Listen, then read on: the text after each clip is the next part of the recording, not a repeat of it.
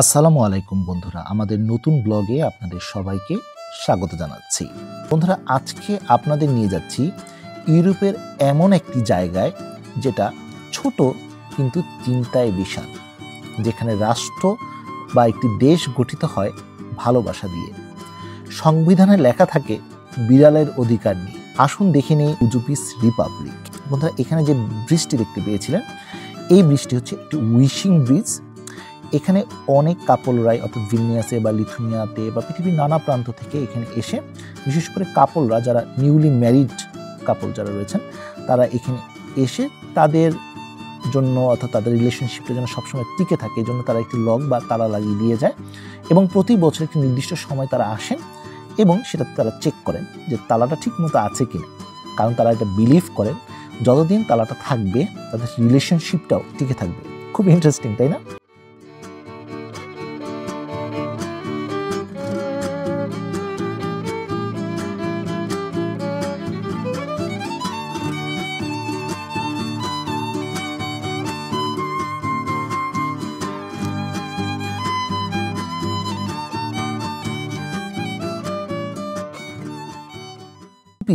একটি রিপাবলিক, এটি লিথুনিয়ার রাজধানী ভিলনিয়াসে অবস্থিত ছোট্ট একটি অঞ্চল বা ছোট্ট একটি এরিয়া বলতে পারেন। ক্রিয়েটিভ বিভিন্ন ধরনের যারা স্বাধীন চেতা মানুষ রয়েছেন, তারা এটাকে স্বাধীন রাষ্ট্র হিসাবে ঘোষণা করেছিলেন। এর ইতিহাস, সংস্কৃতি ও ব্যতিক্রম ধর্মী বৈশিষ্ট্য ভরা এই জায়গাটি অনেক পর্যটকের কাছে এক ধরনের ইউরোপের হিপ্পি রাজ্য হিসাবেও পরিচিত।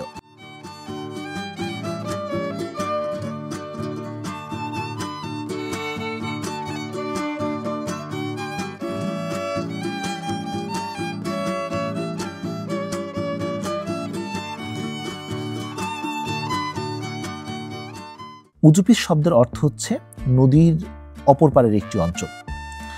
ভিলনি নদীর ওপারে মূলত এই অঞ্চলটি অবস্থিত। ইতিহাসে এটি একটি ইহুদি অধ্যুষিত এলাকা হিসেবে পরিচিত ছিল।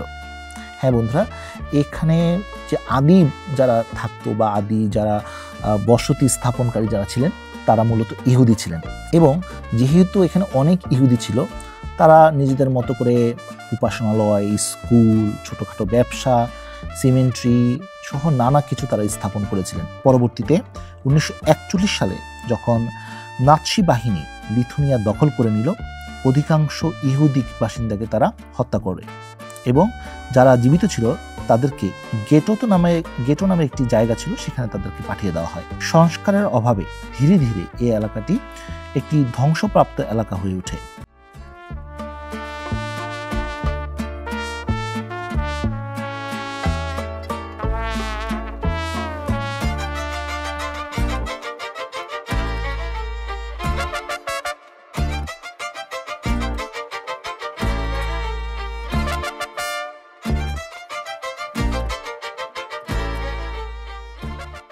আস্তে আস্তে শিল্পী এবং যারা হোমলেস ছিল তারা এখানে এসে বসবাস শুরু করে। পরবর্তীতে 1997 সালের 1 এপ্রিল একদল শিল্পী, কবি, বোহেমিয়ান এই এলাকাকে উজুপিস রিপাবলিক হিসাবে ঘোষণা করে দেয়। তারা নিজেদের একটি সংবিধান, পতাকা, প্রেসিডেন্ট, এমনকি সেনাবাহিনী যেখানে মাত্র 12 জন সদস্য ছিল এবং একটি রাষ্ট্রীয় ছুটির দিনও তারা নির্ধারণ করে ফেলে। আন্তর্জাতিকভাবে স্বীকৃত কোনো রাষ্ট্র না, বরং প্রতীকী বা শিল্পভিত্তিক একটি প্রতিবাদের অংশ বলা যেতে পারে। এখন অনেকের হয়তো বা মনে প্রশ্ন আসতে পারে, উজুপিসের আবার সংবিধানও রয়েছে? হ্যাঁ বন্ধুরা, সংবিধান রয়েছে। উজুপিসের সবচেয়ে বিখ্যাত দিক হলো তাদের সংবিধান, যেটি 23টি ভাষায় অনুবাদ করে দেয়ালে লাগানো আছে। তবে আমার সবচেয়ে দুঃখের বিষয় কি জানেন? এই ভাষাগুলোর মধ্যে বাংলা ভাষা নেই। বাংলা ভাষা যদিও যে ভাষার যে তালিকা রয়েছে, সেই তালিকায় খুব শক্ত অবস্থানে রয়েছে, 7 নম্বর বা 8 নম্বরে রয়েছে। কিন্তু কেন এই ভাষাটাকে এই 23টি ভাষার মধ্যে স্থান দেওয়া হয়নি সেটা কিন্তু আমার জানা নেই। কিন্তু অন্যদিকে ভারতীয় ভাষা বা সংস্কৃত ভাষাও কিন্তু আমি দেখতে পেয়েছি।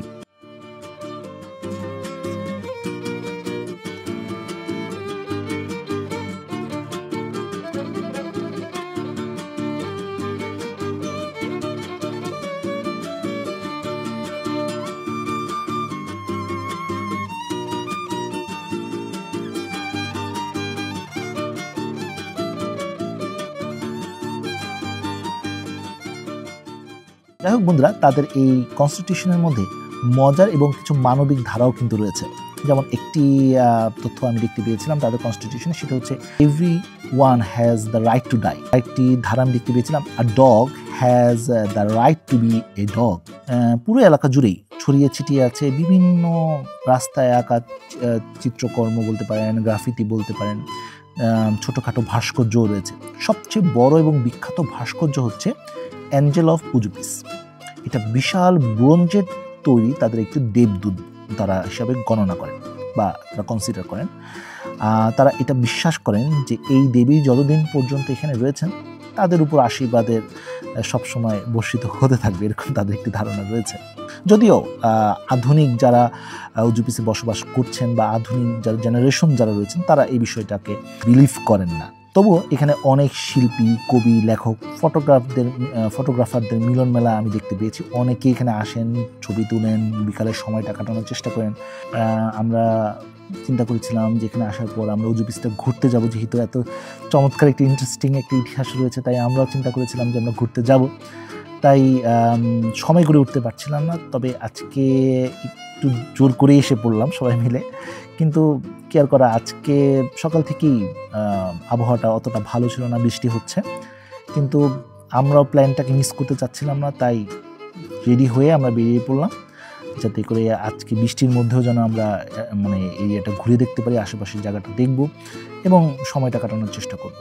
কারণ যেহেতু আমরা দেশের বাইরে থাকি, এখানে আমাদের রিলেটিভস নেই বাংলাদেশের মতো ওইভাবে, যেটাকে আমরা বলি ফ্যামিলি গেট টুগেদার, ফ্রেন্ডসদের গেট টুগেদার, আড্ডা দেওয়া, এটা তার হয়ে ওঠে না। হ্যাঁ, এটা সত্য যে ইউরোপের অন্যান্য যে দেশগুলো রয়েছে, যেমন ইতালি, স্পেন, এমনকি পোল্যান্ড, জার্মানি, এখানেও কিন্তু অনেক বাংলাদেশি কমিউনিটি রয়েছে, যাদের স্ট্রং কমিউনিটি রয়েছে এবং তারা অনেক আড্ডা দেয়, কমিউনিটি গেট টুগেদার করেন, ঈদ পালন করেন। খুবই চমৎকার। আমার কাছে তো এই ব্লগগুলো দেখে বা তাদের এই পোস্টগুলো দেখে ভালোই লাগে, কিন্তু আনফর্চুনেটলি লিথুয়ানিয়াতে ওভাবে এখনও পর্যন্ত বাংলাদেশের কমিউনিটি বিল্ড আপ হয়নি, যার কারণে আমাদের এই সময়টা নিজেদেরই কাটাতে হচ্ছে। উজুপিস থেকে একটু সামনের দিকে আসলে একটি বিশাল পার্কের মতো রয়েছে। এইটা একদম উজুপিসের সাথে লাগানো একটি অংশ, যদিও এটা উজুপিস হিসাবে বলা যাবে না, তবে হ্যাঁ এটা উজুপিসের সাথে কানেক্টেড এবং এখানেও অনেকেই ঘুরতে আসেন। খুব চমৎকার একটি জায়গা, এখানে বসার জায়গা রয়েছে, বড় বড় গাছ রয়েছে এবং ওয়েল মেইনটেইন। সবচেয়ে চোখে পড়ার জিনিস হচ্ছে যে এইখানে এক টুকরো ময়লাও নেই। প্রতিটি মানুষ এখানে যারা ঘুরতে আসেন সবাই খুব সচেতন।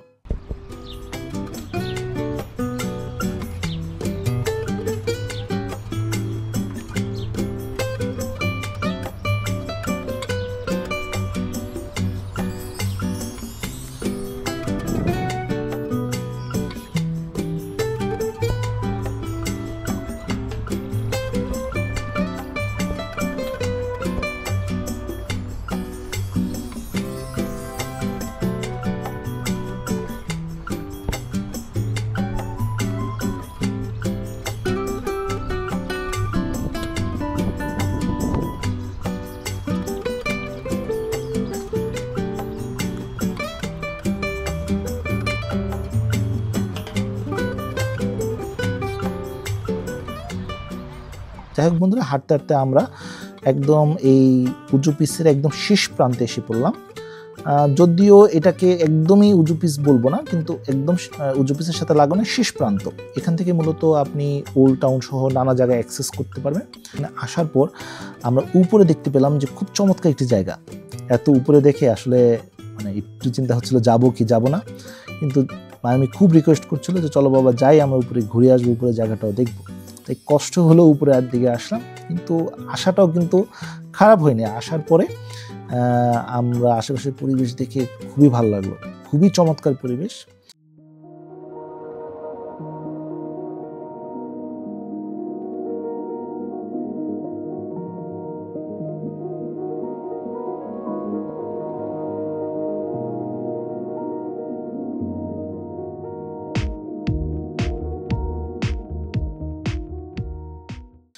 এবং আমরা এখান দিয়ে হাঁটতে হাঁটতে এবং ওল্ড টাউনের দিকে চলে যাচ্ছি। আর এখানেও আমরা দেখলাম যে একটা সুন্দর এখানে একটা কেল্লার মতো রয়েছে এবং এখান থেকে হেঁটে হেঁটে একটু সামনের দিকে গেলেই কিন্তু মেইন যে ওল্ড টাউন সেটার স্বাদ কিন্তু নেওয়া যায়। হ্যাঁ, আগামীকাল ওদের একটি উৎসবও রয়েছে, সেটাকে বলে পিঙ্ক স্যুপ ফেস্টিভ্যাল। হ্যাঁ বন্ধুরা, পিঙ্ক স্যুপ। এই অভিজ্ঞতা না হয় আপনাদের সাথে আগামী ব্লগে শেয়ার করব যে পিঙ্ক স্যুপ আসলে ব্যাপারটা কি এবং কিভাবে এই পিঙ্ক স্যুপটা ওদের কালচারে রূপান্তর হলো এবং এই স্যুপের মধ্যে আসলে কি থাকে সেটা আমরা দেখব।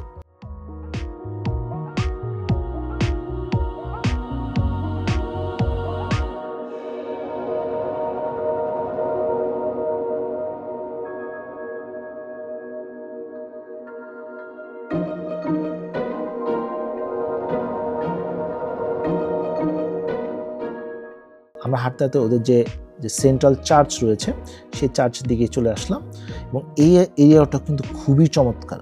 এখানে ঐতিহাসিক অনেক চার্চ রয়েছে, অনেক স্থাপনা রয়েছে। কোনোদিন যদি আসেন অবশ্যই আপনি মুগ্ধ হবেন। এখানে যে সুভিনিয়ার শপগুলো রয়েছে মূলত এগুলো সব কিছু ধর্মীয় বিষয়কে এমফাসাইজ করে মূলত হচ্ছে এখানে সাজানো হয়েছে বা এখানে দোকানগুলো রয়েছে। এই প্রতিটি দোকানে মূলত তাদের ধর্মীয়, যেমন যিশু বা খ্রিস্টীয় যে ইতিহাস রয়েছে এগুলো সুভিনিয়ারগুলো সেল করা হয়। এখান থেকে হাঁটতে হাঁটতে সামনের দিকে আসলেই মূলত হচ্ছে টাউন হল, আমরা সেদিকেই যাব। এর আগে আশেপাশে ভালো করে দেখে নিচ্ছি যে বসার কোনো জায়গা রয়েছে কিনা আমরা একটু, কারণ এখানে অনেক হাঁটতে হয়। বাংলাদেশে তো আমরা কোথাও গেলেই একটা রিক্সা নিয়ে নিই যে চলো মামা আমরা সামনে যাই, এরকম একটা ব্যাপার। কিন্তু এখানে কিন্তু সেটা নাই। এখানে আপনি প্রচুর হাঁটতে হবে। একদিকে যেমন ভালো, হাঁটাহাঁটি করা হচ্ছে, বাংলাদেশের সুযোগটা কম, অন্যদিকে ক্লান্তও লাগছে। যাই হোক বন্ধুরা, আমরা হাঁটতে হাঁটতে এই টাউন হল এরিয়াতে চলে আসলাম এবং এখানে এসে আমরা বেশ কিছুক্ষণ অপেক্ষা করব এবং রেস্ট নিয়ে তারপর আমরা আস্তে আস্তে বাসার দিকে যাব।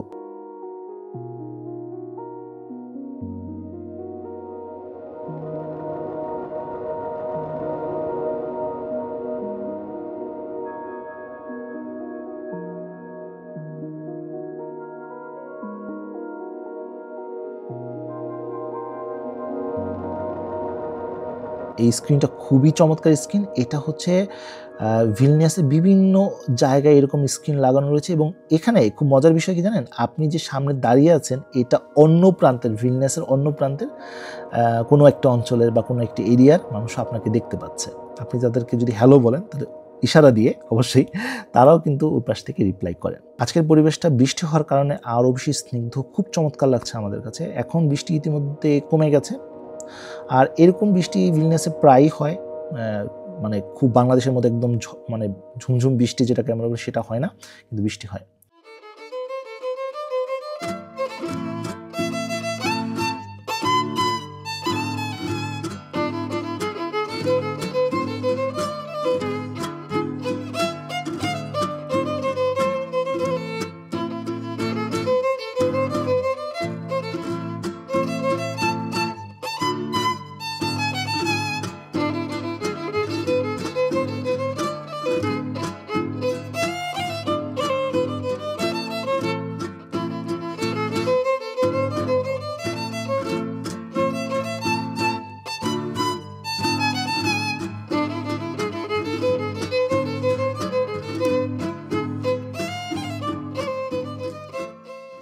টাউন হল থেকে একটু সামনে আসলেই লিথুয়ানিয়ার ইতিহাসকে তারা প্রদর্শনীর মতো করছেন, বিভিন্নভাবে তারা ফটোগ্রাফির মাধ্যমে তারা উপস্থাপন করছে। এটা কিন্তু খুব চমৎকার একটা ব্যাপার। বাংলাদেশের কিন্তু অনেক ইতিহাস রয়েছে, বাংলাদেশের ৭১-এর ব্যাপার রয়েছে, ১৯৫২ সালের ভাষা আন্দোলন রয়েছে, নানা ইতিহাস কিন্তু রয়েছে। আমরাও কিন্তু আমাদের শহরের বিভিন্ন অংশ, বিভিন্ন গুরুত্বপূর্ণ জায়গায় যদি এভাবে আমাদের ইতিহাসকে প্রদর্শন করতে পারি, একটি ভালো আইডিয়া হতে পারে আমাদের ইতিহাসকে তুলে ধরার। যাই হোক বন্ধুরা, এই ছিল আজকের মতো ব্লগ। ইনশাল্লাহ আবারও কথা হবে নতুন ব্লগে, ইন্টারেস্টিং বিষয়গুলো আপনাদের সাথে শেয়ার করবো ইনশাল্লাহ। এই পর্যন্ত আমাদের জন্য দোয়া করবেন, আপনাদের জন্য রইল অনেক অনেক দোয়া এবং ভালোবাসা। বন্ধুরা আজ এই পর্যন্তই, সবাই ভালো থাকুন, সুস্থ থাকুন, আল্লাহ হাফেজ।